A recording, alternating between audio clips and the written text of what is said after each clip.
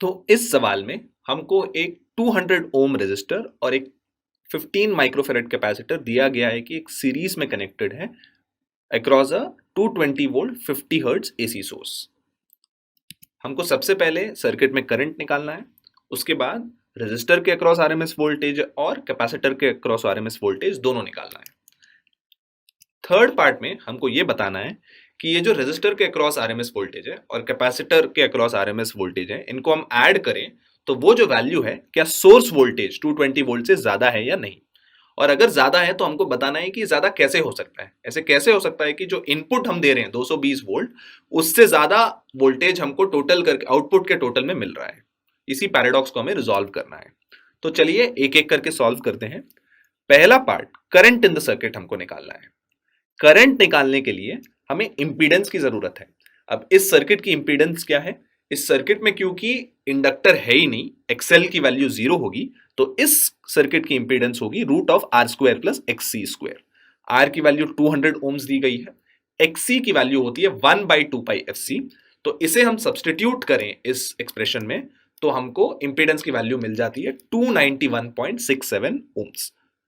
Are की value 200, C की value 115 into 10 to power -6 farad और एफ की वैल्यू तो 50 हर्ट्ज दी गई है, उसी से ये वैल्यू मिली है हमें।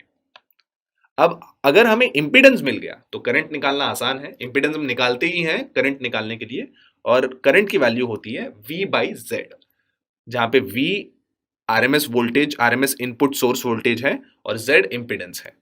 V की वैल्यू 220 वोल्ट्स है और Z की वैल्यू लगभग 291.5 ओम्स है, और इन दोनों को सब्स्टिट्यूट करके हमको सर्किट की करंट मिलती है 0.755 एम्पियर्स। अब सेकेंड पार्ट में हमको उस करंट को यूज करके रेजिस्टर के अक्रॉस का वोल्टेज निकालना है और कैपेसिटर के अक्रॉस का वोल्टेज निकालना है। रेजिस्टर के अक्रॉस का वोल्टेज होता है रेजिस्टर के अक्रॉस का करंट टाइम्स द रेजिस्टेंस। अब रेजिस्टर के अक्रॉस का करंट तो हमने पहले पार्ट में निकाल लिया है 0.755 एम्पियर्स, और रेजिस्टर की वैल्यू तो हमको पहले से ही पता है 200 ओम्स। तो V R I into R 151 volts के बराबर आता है। सिमिलरली कैपेसिटर के अक्रॉस भी हम यही करेंगे, बस रेजिस्टेंस की जगह हम कैपेसिटिव रिएक्टेंस का वैल्यू यूज करेंगे। वीसी होता है आई इंटू एक्सी।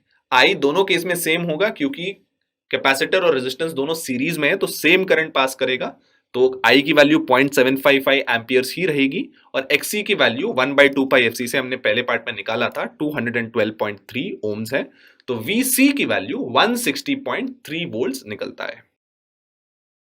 तो अगर हम इन दोनों का एल्जेब्राइक सम करें, V R plus VC 151 volts plus 160.3 volts, तो हमको सम मिलता है 311.3 वोल्ट्स। ये है एल्जेब्राइक सम। अब सोर्स वोल्टेज तो 220 वोल्ट ही था, तो क्लियरली जो सोर्स से जो दो रेजिस्टर और कैपेसिटर के अक्रॉस जो वोल्टेजेस है, इनका सम ज्यादा निकल रहा है। अब ये कैसे हो सकता है, यही हमें अगले पार्ट में देखना है।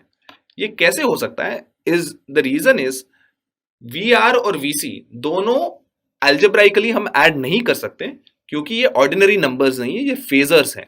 इनकी एक फेज भी होती है, ये दोनों आउट ऑफ फेज हैं बाय 90 डिग्रीज, तो इनको ऑर्डिनरी नंबर्स के साथ ऐड नहीं किया जा सकता। सही तरीका है, अगर हमको टोटल वोल्टेज निकाला है, इनको इनकी वेक्टर एडिशन करनी चाहिए हमें, क्योंकि दोनों एक दूसरे के परपेंडिकुलर हैं।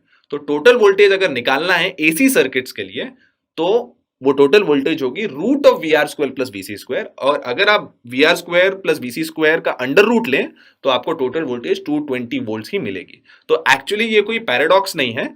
The reality is that V R और वीसी एसी सर्किट्स में रेगुलर नंबर्स की तरह ऐड नहीं कर सकते, क्योंकि वो फेजर्स हैं जो आउट ऑफ फेज हैं बाय 90 डिग्रीज।